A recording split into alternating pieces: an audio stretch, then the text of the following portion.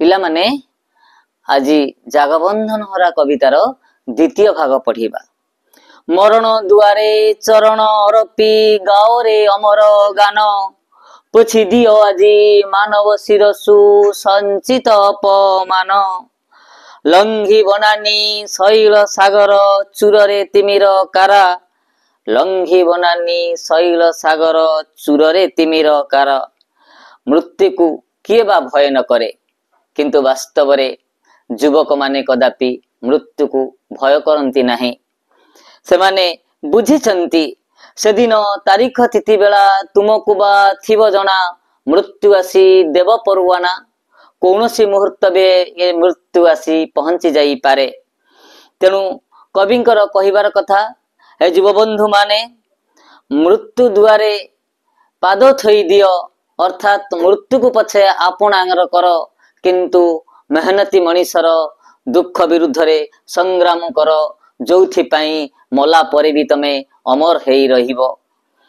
पोछि दियो आजी मानव शिरसु संचित अपमान, लंघी बनानी शैल सागर चूरे तिमिर कारा।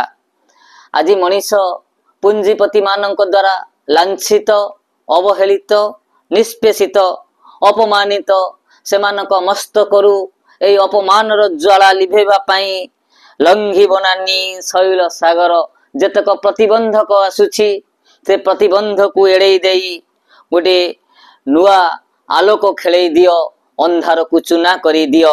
अरु पथे पथे निर्झर सुझी यात्रा कर हे कर, स्पंदन बही अंतरे कोटि प्रदीप उच्चे धर।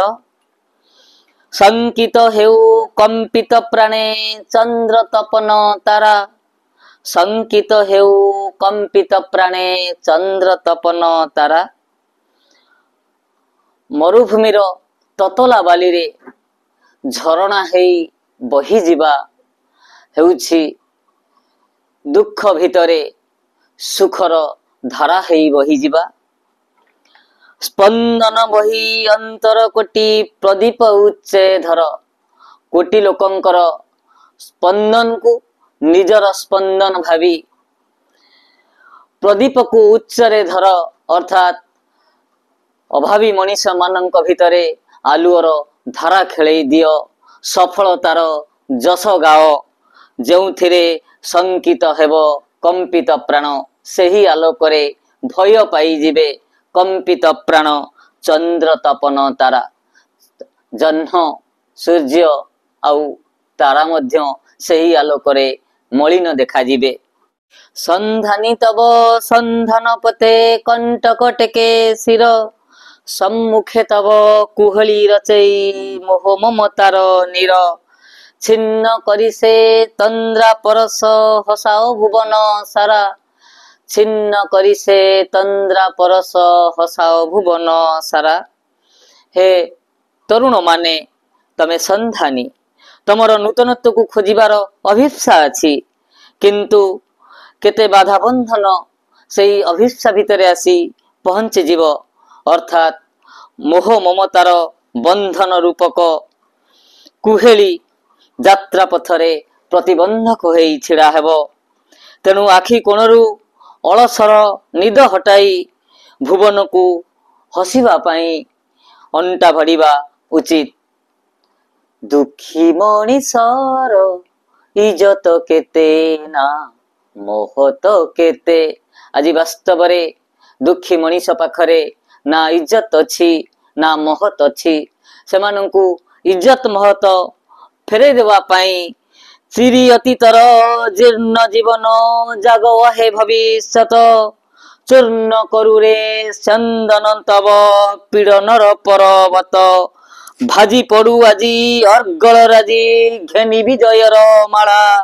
जगबंधन हरा जगबंधन हरा। अतीतर से जीर्ण जीवन को चिरी एमिति एक समाजर परिकल्पना कर, जोंथिरे दुख नथिबो, दैन्य नथिबो, जंत्रणा नथिबो। तमे होउछ आगामी कालीर भविष्यत। तम हातरे शासन भार ठूल हेई रहिबो।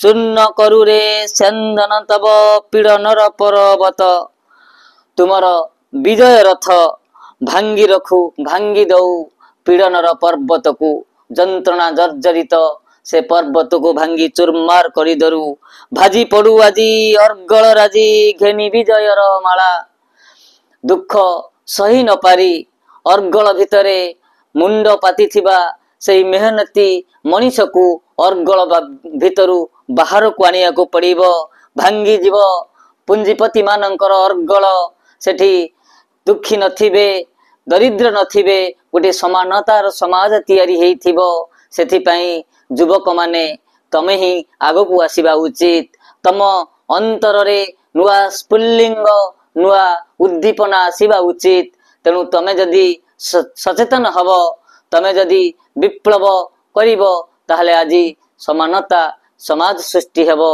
श्रेणीहीन समाजर विलुप्त साधन हेबो पुंजीपति माने विलुप्त हबे सुखिला मुहरे हस फुटिबो आउ तमे पिंधिबो विजयर माला जागबंधन हरा पिला माने तम मनंकु प्रथम क्लास रे केतोटी प्रश्न देइथिली तार उत्तर मु एबे कहि दउछि। प्रथम प्रश्नटी थिला अनंत पट्टनायक केउठारे जन्म ग्रहण करिथिले। उत्तर होउछि खोर्धा जिलार चणाहाट ग्राम रे 1912 मसीहा जून मास 11 तारिख रे जन्म ग्रहण करिथिले। द्वितीय प्रश्न थिला तांको पितामातांकर नाम कोन थिला। पितांक नाम थिला जयकृष्ण पट्टनायक माता थिले माधवी देवी। तृतीय प्रश्न थिला नवजुग साहित्य संसद केबे गठित होइथिला। नवजुग साहित्य संसद 1935 मसीहा रे गठन करा जाइथिला। केउ कविता संकलन पई श्री पट्टनायक केंद्र साहित्य एकाडेमी पुरस्कार पाइथिले। अवांतर कविता संकलन पई 1980 मसीहा रे कवि श्री पट्टनायक केंद्र साहित्य एकाडेमी पुरस्कार पाइथिले। नवजुग साहित्य संसद पत्रिकार नाम कौन थिला। नवजुग साहित्य संसद पत्रिकार नाम थिला आधुनिक। एहार प्रकाश काल थिला 1936। षष्ठ प्रश्न होउछि प्रगतिवादर दुईटी वैशिष्ट्य कौन। प्रगतिवादर दुईटी वैशिष्ट्य होउछि श्रेणीहीन समाज गठन विप्लवर आह्वान। शेष प्रश्न थिला जागबंधन हरा कविता केउठारे गान करा जाइथिला। जागबंधन हरा कविता नवजुग साहित्य संसदर प्रथम अधिवेशन रे गान करा जाइथिला। बाकी सब शॉर्ट क्वेश्चन मु परवर्ती पर्याय रे आलोचना करिबी। धन्यवाद।